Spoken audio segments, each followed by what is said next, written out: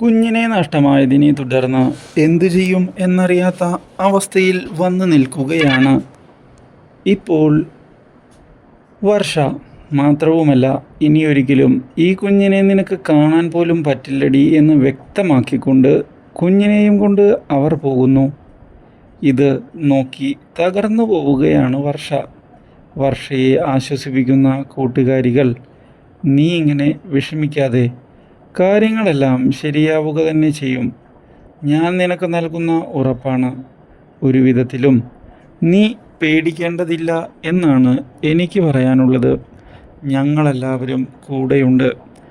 എടി, ആ കുഞ്ഞിനെ അവർ നോക്കുക പോലുമില്ല. ആ കാര്യം എനിക്ക് ഉറപ്പാണ്. ആ കുഞ്ഞിൻ്റെ അവസ്ഥ കണ്ടിട്ടാണ് എനിക്ക് വിഷമം തോന്നുന്നത്. എൻ്റെ കയ്യിൽ വിശ്വസിച്ച് ഏൽപ്പിച്ചതാ ആ കുഞ്ഞിൻ്റെ അച്ഛൻ.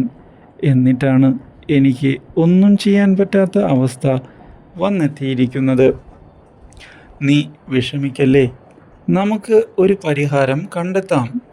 നീ ധൈര്യമായിരിക്കെ. കാര്യങ്ങൾ നമ്മൾ പ്ലാൻ ചെയ്തതുപോലെ തന്നെ നടക്കും. എന്തിനും ഏതിനും ഞാനില്ലേ കൂടെ. പേടിക്കാതിരിക്കെ.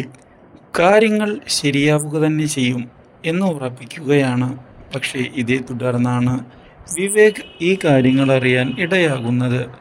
ഇതോടെ മുന്നിലേക്ക് വരുന്ന വിവേക് ആശ്വസിപ്പിക്കുകയാണ് വർഷയെ.